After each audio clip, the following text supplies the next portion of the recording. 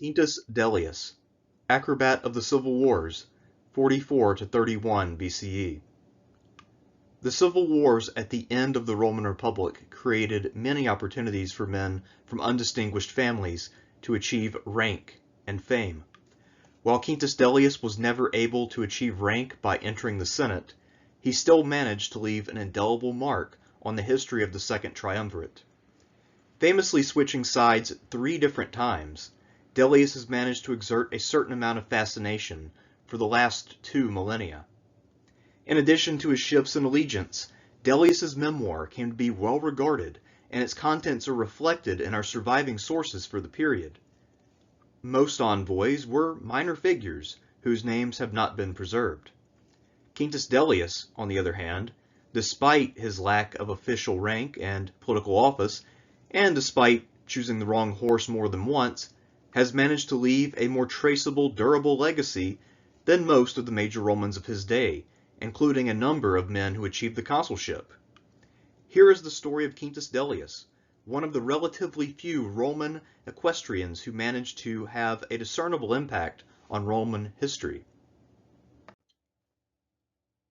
Although there were some fairly lengthy breaks, the Roman civil wars at the end of the Republic stretched from about 49 to 31 BCE, and as you might imagine during that time, quite a number of men agreed to turn their coats in order to save their lives, either by accepting an amnesty, as happened with many of the Pompeians in the First War, or by joining first with the assassins and then with the Caesarians during the Second.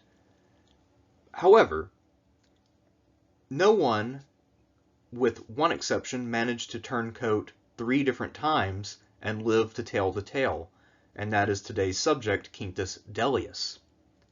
Because of how often he managed to switch sides without losing his life, Marcus Valerius Messala Corvinus called him the Desultor Bellorum Coelium, meaning the horse-changing acrobat of the civil wars. Interestingly enough, Messala Corvinus was a man who himself served under Brutus at the Battle of Philippi with some distinction before entering into Augustus's service and making quite a career for himself. So for him to make such a charge is mildly ironic, but also does show just how unusual Dellius's career truly was. And by the way, the joke that Messala Corvinus made refers to a famous circus act in Rome, where you would have a desultor, which is a circus performer who specialized in switching from one horse to another while both animals were in motion. I don't know for certain whether each horse was occupied by a different rider or if one horse was riderless, but either way, the point is that this was a popular and very difficult maneuver to pull off, and that, with only one exception, no other Roman was able to do this politically as well as Quintus Dellius. Dellius famously defected first from the service of Publius Cornelius Dolabella to Gaius Cassius Longinus, to Mark Antony, and finally to Octavian, who then a few years later became Augustus. And all of that in just one career. As you might imagine, this was one hell of a journey, and it's no coincidence that Quintus Dellius was chosen as the point of view character for a novel back in 2015, Craig Smith's The Horse Changer. I actually didn't know about the existence of this book until I started looking for images, but it strikes me as a pretty obvious choice to employ Quintus Dellius as a POV character given his upfront and personal look at the civil wars, especially from the time of the Second Triumvirate forward. While these defections have given him something of a negative reputation, and he does tend to be viewed mostly as a fairly roguish figure, he did have reasons for defecting each time, and it's worth noting that Dellius was in fact valuable to all of his employers so far as we can tell. We're going to now start at the beginning of his career and work our way through to look at each of the times he famously changed horses, and his reasons why, and also his importance as a Roman in this period. Quintus Dellius was born as an eques. The equestrian order was second only to the Senate in terms of wealth and status, and this meant that he still ran in the circles that ruled Rome. Many equestrians of his day were engaged in business and had achieved wealth approximately equal to that of senators. And because senators were theoretically not supposed to engage in commercial endeavors, there were men who were plenty wealthy enough to be in the Senate who chose not to join, or run for office to join, technically. As for Quintus Dellius, he clearly was in a different category, as his ambition politically was pretty obvious, yet he did not enter the Senate, and this must have been because of a lack of sufficient wealth. That being said, later in his career, especially once he became Mark Antony's man, he easily could have gotten enough money from Antony to join the Senate had he been so inclined. Whatever his reasons were for not wanting to be in the Senate are unclear. However, it is possible that it may have saved his life in the end, since, of course, as we already know, he switched sides multiple times, and so perhaps he figured that it would be best to wait for the civil wars to be over before he committed himself to something like Senate membership. That being said, we shouldn't feel too bad for Dellius because of his lack of senatorial membership. Members of the equestrian order were just as pampered and privileged as members of the Senate. They just had a little less of everything. They would get the same education from tutors from a young age. Many of them would travel to Greece to study under rhetoricians, and they also would run in the same social circles. For instance, Catullus, the famous poet, ran in the same social circles as Julius Caesar, and he came to despise him. As for Dellius's date of birth, we don't really know. My guess, however, is that he was probably not dramatically younger than Mark Antony. I would guess that they're probably within 10 years or so of each other's age, given how close the two men became and how compatible their humor was. That being said, Mark Antony was known to kind of value youth and also to be fairly youthful for his age, so it's possible that Dellius was even younger than this, but my guess is that he would have been born in the late, that is to say, and our way of thinking of it, early 70s BCE, so think 73 to 70, or about the same time as the Spartacus slave revolt. By Dellius's time, the legions were professional, so he most likely did not serve in any kind of long-term capacity. But if he did serve a little bit, which was still common for members of the elite, he would have been a staffer, so he would have been someone who worked under the legionary commander, and this would have probably occurred in his late teens or very early 20s. However, he does not seem to have been much of a soldier, at least he was not employed in this way very often that we're aware of, with one exception toward the end of his career. So most likely his specialty, at least by the time that he rose to prominence, was more in the field of diplomacy rather than in the military sphere. According to the later writers Seneca the Elder and Plutarch, both of whom were familiar with both Dellius's career and his writings, Dellius's main strength was that he was exceedingly witty. He had the ability to make people laugh and to be quick on the draw. This was something that was a valued trait in Rome, and Romans who had this ability tended to be socially popular. As far as the examples of Dellius's wit that have come down to us, these are kind of the ultimate examples of you had to be there to get the joke. Most of his jokes that we have surviving are so heavy on cultural context that you would really have to know a hell of a lot about Roman culture to really get the joke. And even then, because it's not something that we can really live or feel in the same way that we can live and feel our own present day, these just aren't the kinds of jokes that will cause you to split a side. As far as Dellius' sense of humor and how it impacted his career, it really endeared him above all to Mark Antony. Mark Antony, of course, was his third employer, and while Dellius might have seemed like tainted goods to many, Mark Antony quickly realized that he very much enjoyed Dellius's company, that he found Dellius to be a most agreeable dinner companion. Antony was known for having a very vigorous sense of humor. He could be self-deprecating, and he could also be rather coarse. Dellius was able to provide that. Cleopatra, although her sense of humor was a little bit more, you could call it refined or snobbish, depending on your choice of words, She generally did enjoy Antony's sense of humor, but found Dellius to be perhaps not to her liking. So while Dellius was generally very good at making jokes without offending anyone and endearing himself to others, one person that he struggled with was Cleopatra, and indeed that would nearly cost him his life. During one of the dinners that he attended where Antony and Cleopatra were present, this was in the lead up to the Actium battle, he joked that back in Rome they were enjoying Falernian wine, while here they had to settle for some other wine. And this is another thing that is a little bit culturally dependent in terms of how the joke would play. So for the Romans there, they would sort of get the joke that they weren't drinking the best wine that Rome had to offer, even though they were the best of the Romans.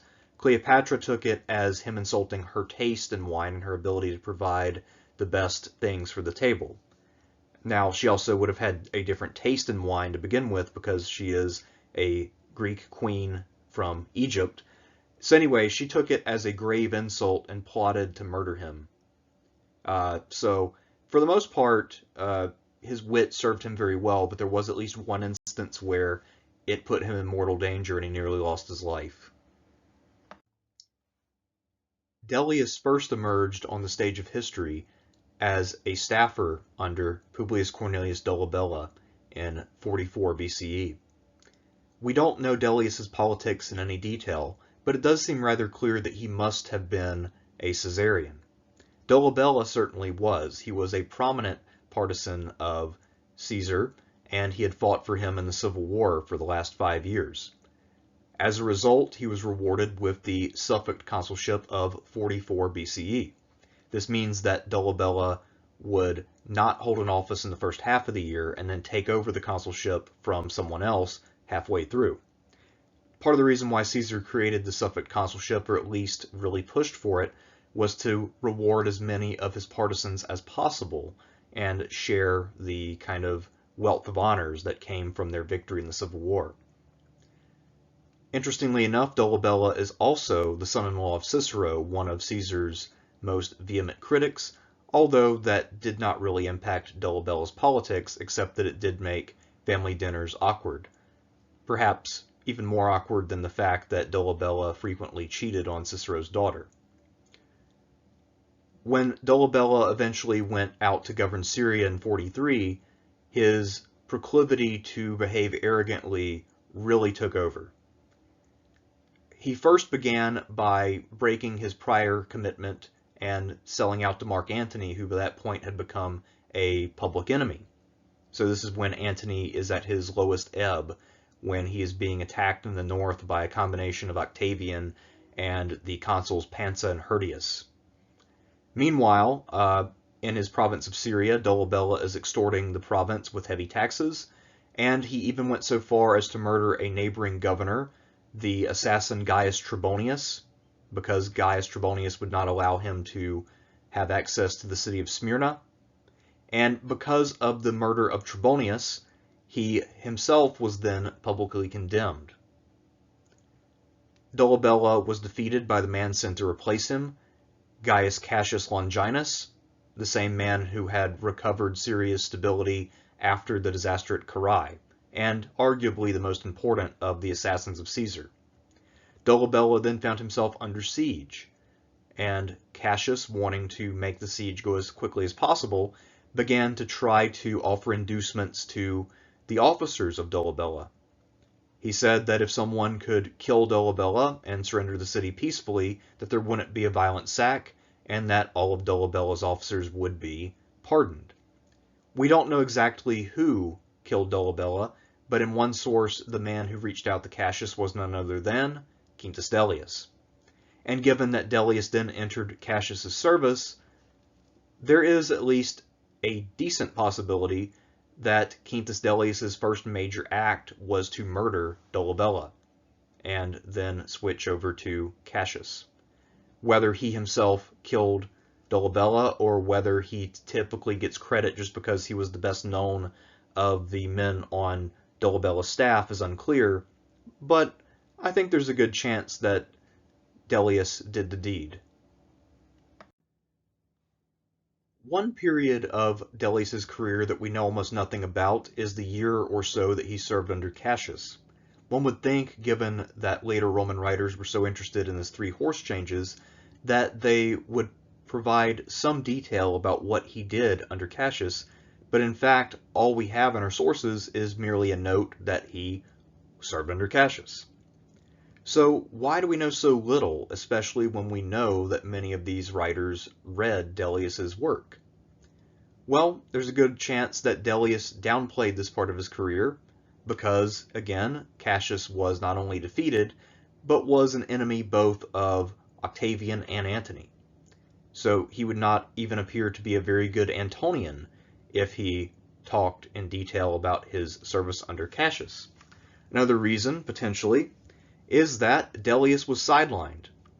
Again, there's a possibility that he had assassinated his commander previously, and that would lead Cassius to distrust him, but perhaps more importantly, Dellius did not have the one thing that the assassins valued above all else, and that was senatorial rank, especially a rank conferred by many generations in the Senate. The assassins were completely rank obsessed the same way that the Pompeians had been. This is effectively the same crowd that saw nothing wrong with allowing Metellus Scipio to take command simply because he could claim seniority, even though he was completely and totally incompetent. And so Dellius is someone who's not in the Senate at all, even if he were the most talented person in the camp, would not have a voice. Of course, he will get a chance to move on to a different faction after the Battle of Philippi. The Battle of Philippi saw Antony and Octavian square off against Brutus and Cassius. Cassius got the better of Octavian on the first day, but then looked over at the battle that was being fought between Brutus and Brutus and Antony, and completely misinterpreted what he saw. He thought that Antony had received an irreversible defeat and therefore committed suicide.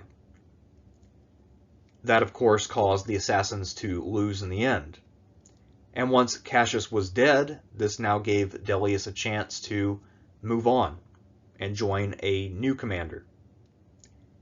Exactly how he entered Antony's service and why he chose Antony over Octavian is unclear, but it's possible that Dellius had previously encountered Antony if he, say, had been Dolabella's envoy when Dolabella switched sides and became Antony's ally.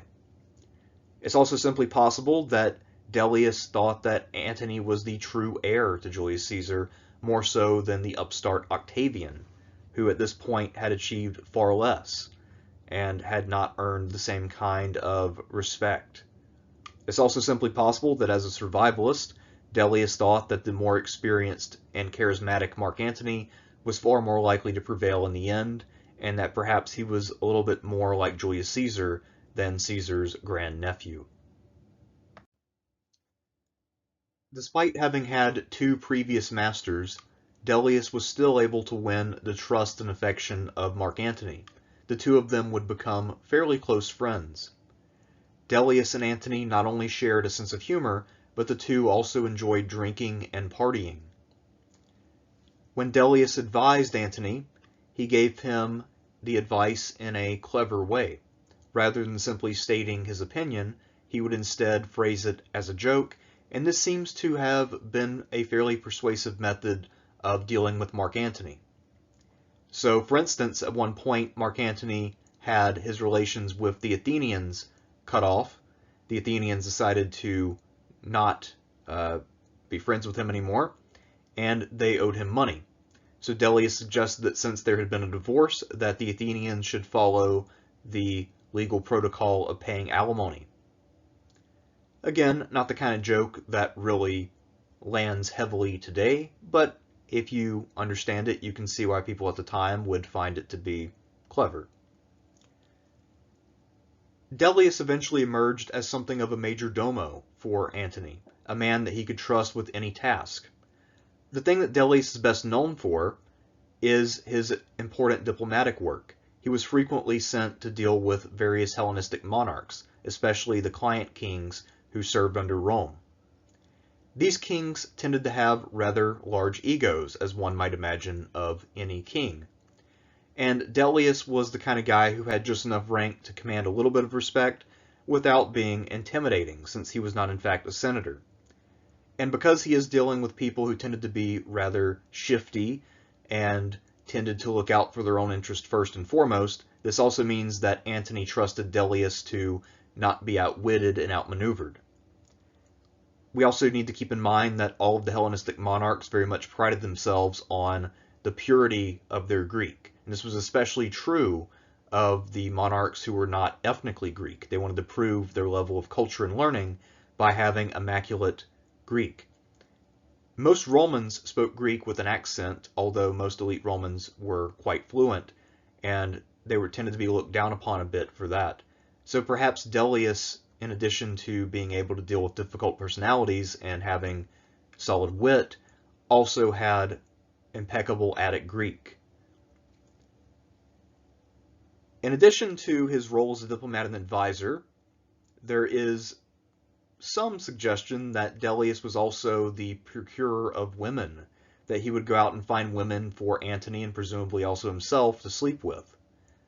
This is possible, of course, although it does seem like a pretty trivial task to give a man that you would also trust with summoning Herod, or summoning Cleopatra, or visiting one of the other client kings in Asia Minor. It just doesn't quite ring true. That being said, given the general reputation of Antony after Cicero's Philippics and of Dellius after he switched sides multiple times, it was a slander that most people would be quite likely to believe, and without too much of a second thought.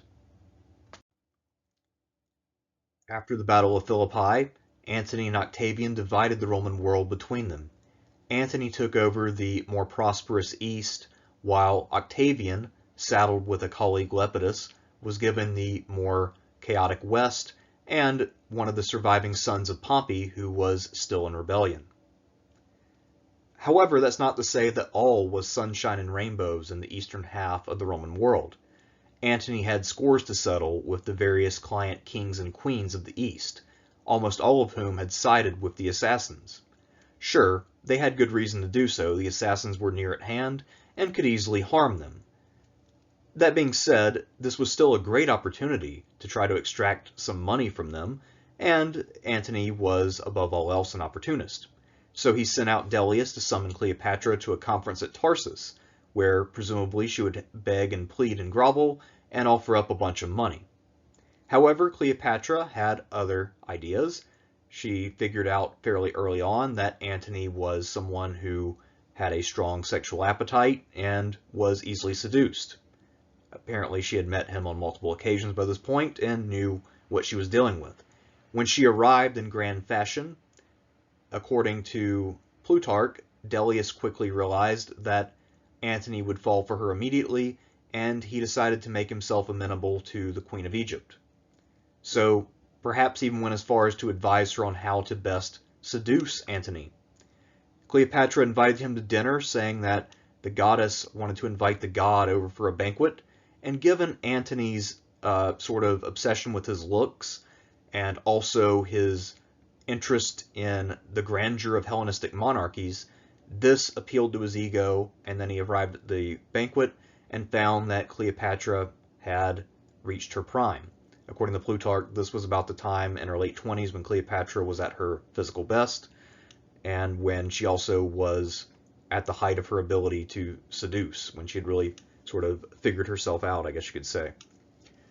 And so Cleopatra hosted Antony. He was very taken in by her. He then held a banquet in her honor a little bit later.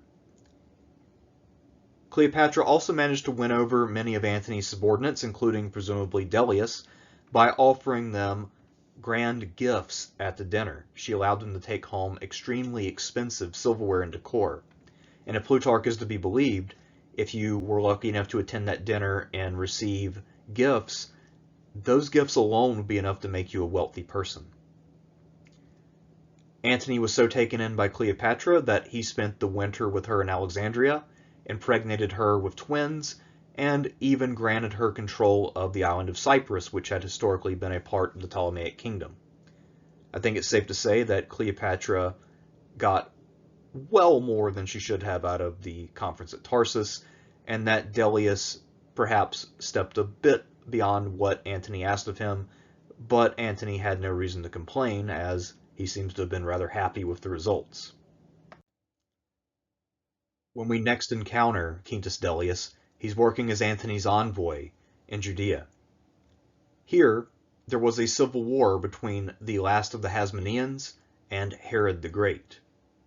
Herod, who was an in-law to the Hasmoneans, was challenging for control of Jerusalem.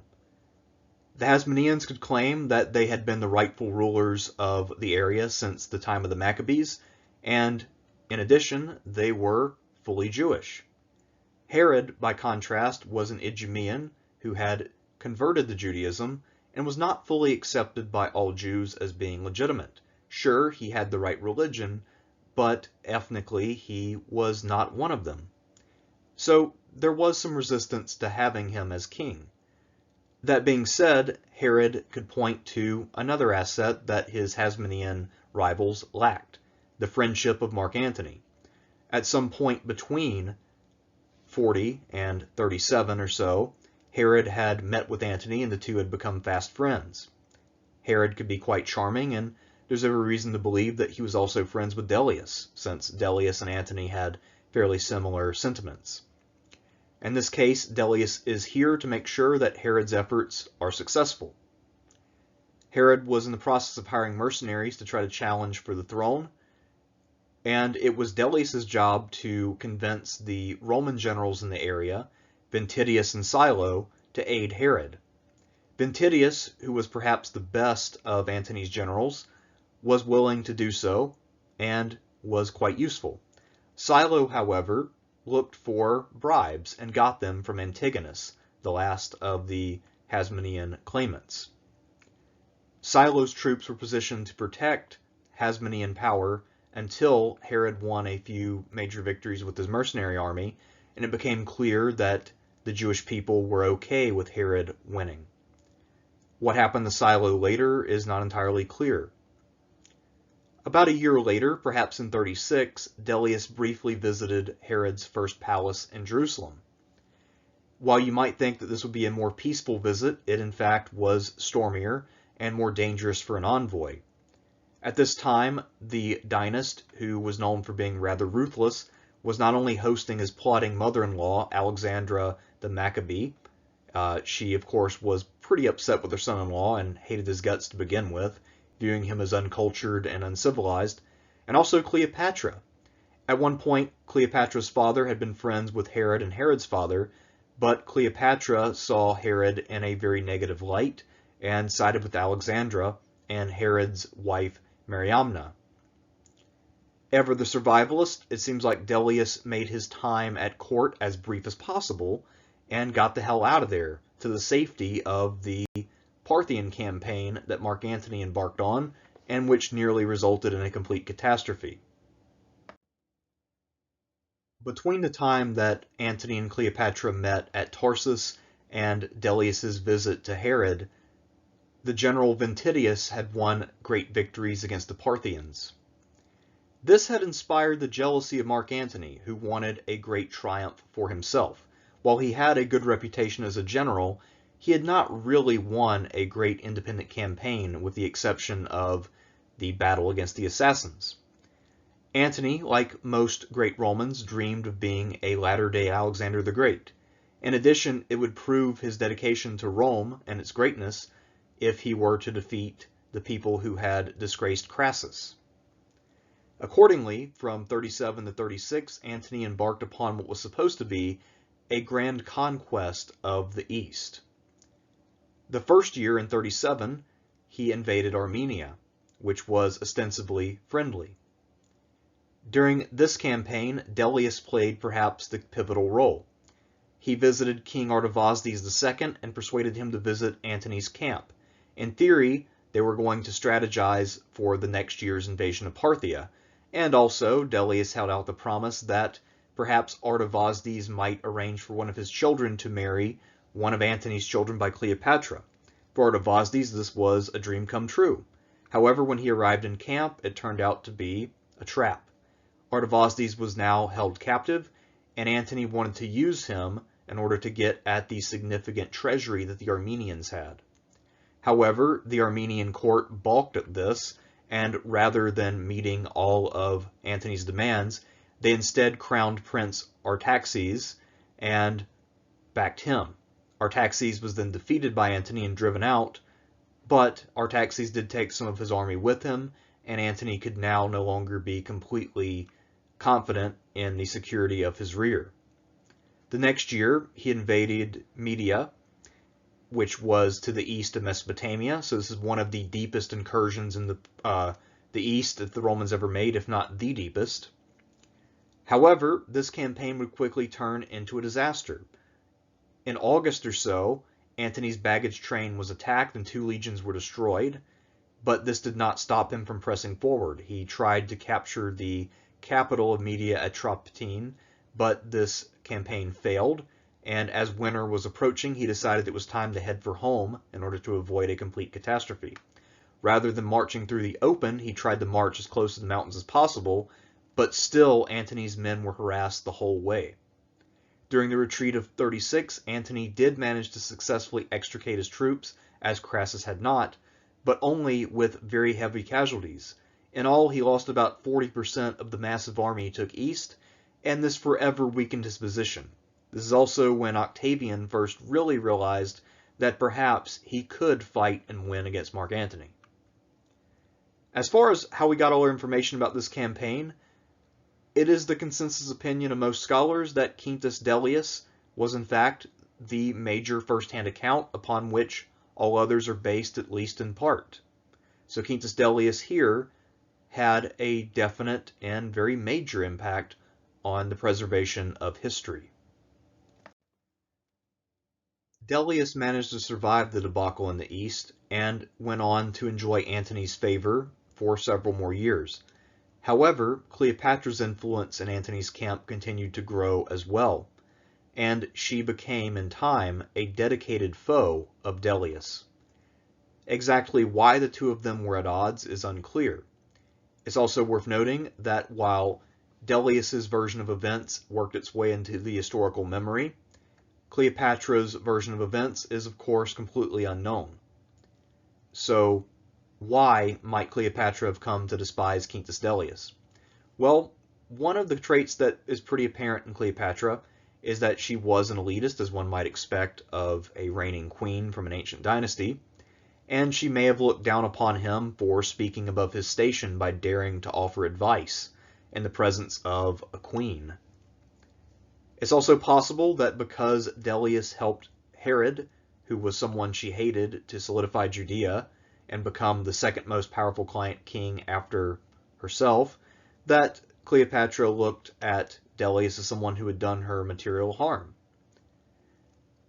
Plutarch also seems to imply, possibly drawing upon Dellius, that Cleopatra was jealous of anyone who had influence with Antony, and that she wanted to control him. This could actually stem from a later writing by Dellius where he tried to absolve himself of being an Easterner, because Octavian's propaganda was very much that Antony had fallen prey to the spell of the East and lost his Romanness. So perhaps this was Dellius's way of saying that he clearly could not have lost his Romanitas because he was never taken in by Cleopatra, and that's why she wanted to kill him. We also have the account of Dellius's joke about the wine in the lead up to the Actium campaign, and supposedly this pissed Cleopatra off so much when he pointed out that they weren't drinking the proper Falernian wine that she began to plot his death.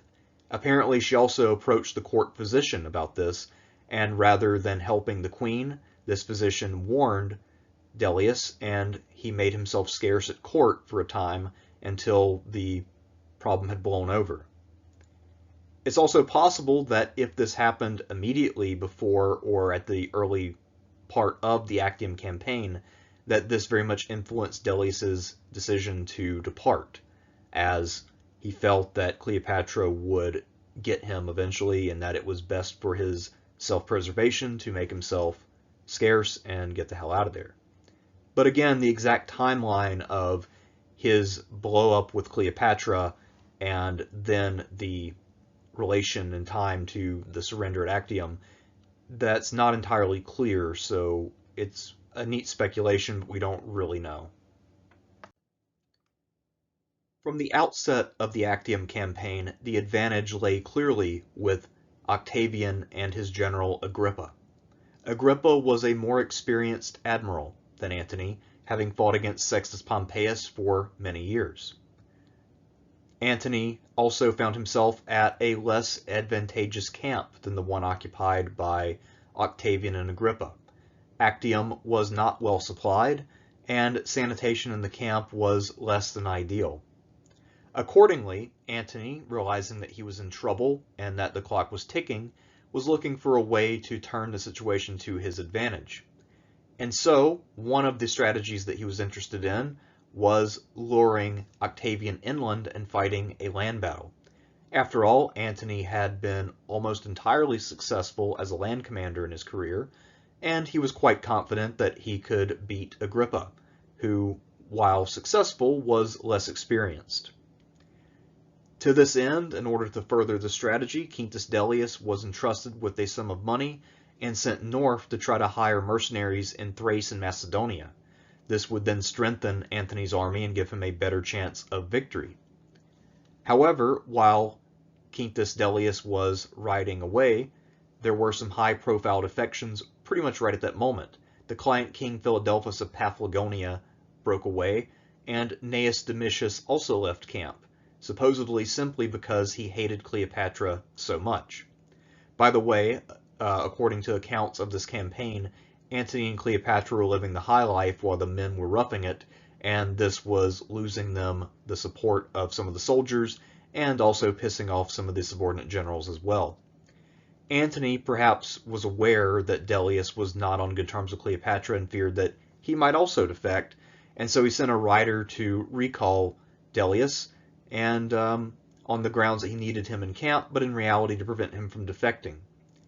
However, perhaps as soon as he was recalled, or a little bit later after he had returned to camp, Dellius did in fact defect to Octavian and surrendered to him. We don't know exactly why Dellius left. I'm sure in his account he made it about Cleopatra and how Antony had lost his way or something like that, but in reality he might have just sized up the situation and realized that it was unwinnable, and that he needed to surrender now while terms are being offered, and while he could offer something useful, such as information about Antony's camp and army. According to our sources, the defection of Dellius stung Antony personally, and you might think it should seem obvious that a man who'd already defected twice would do so one more time, but for Antony he felt like Dellius was a good friend and would never betray him. Perhaps this was the impetus for Antony ordering his men to board their ships, so that way no one else would be tempted to defect.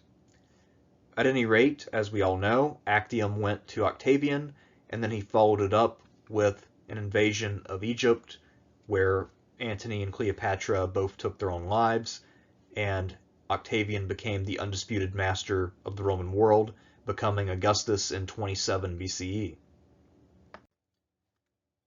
Sadly, none of our existing sources tell us what transpired once Quintus Dellius reached Octavian's camp. I can only imagine that he was grilled thoroughly and even mocked for changing courses for a third time, but I assume Dellius must have kept his composition and made a compelling case as to why Octavian should take him in. At any rate, Octavian did pardon him, despite this being his third betrayal, and also the fact that he was a well-known, close associate of Mark Antony for many years. Later, Seneca the Younger would write that Augustus's decision to pardon and employ Dellius was a proof of his greatness. Unfortunately, Seneca did not expand upon that enough by telling us exactly how Augustus made use of Dellius. We have to remember that there's a pretty good chance that Dellius was able to bargain for his life by offering intimate knowledge of Antony's camp, the conditions within it, the state of their supplies, their strategy, and other things that might come in handy in winning the battle and ultimately the war. Exactly what help Dellius provided with his intelligence is unknown, but I suspect that his advice to Octavian played a big role in how well he was treated, and that he was later allowed to write so freely. We're not entirely sure, once he did go back to Rome, what Dellius did. It's possible that he was not officially employed and that he more or less retired, or that he did some very quiet work in Rome where he was closely supervised and he didn't really make a splash. It is worth noting, though, that his career does, for all practical intents and purposes, end in 31 BCE, although arguably his most important work was not in public life, but rather writing his memoir, which he presumably did after Actium. Quite a number of people in antiquity wrote memoirs about their careers. Aratus of Sicyon was one, Sulla was another, but most of those memoirs were lost. The only thing even resembling a memoir that we have, that I can think of right offhand, would be Julius Caesar's commentaries on the Gallic and Civil Wars, although that was not after he retired, but rather as he was fighting the conflicts that he was writing about. Dellius's memoir is similar to Sulla's in the sense that it became highly influential and was frequently cited by later sources, meaning that authors such as Plutarch had copies of this in their library. In fact, I would say that Dellius's memoir is the thing that made him remembered. Otherwise, he would have faded away. Future generations would not have been obsessed with his 3 horse changes. And in fact, this would be what made him interesting to later Romans, the fact that he had written this memoir that so vividly brought to life the era of the Second Triumvirate.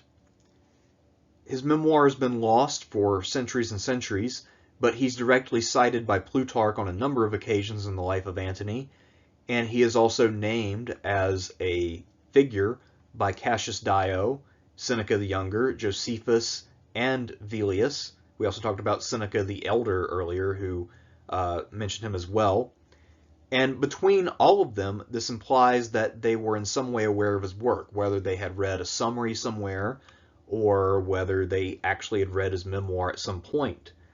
So his memory ultimately lived on because of his writing, more so than because of his actions. And it's odd if you read, say, the account of Cassius Dio, how he randomly mentions the name of Antony's envoy, because again, envoys are almost never named.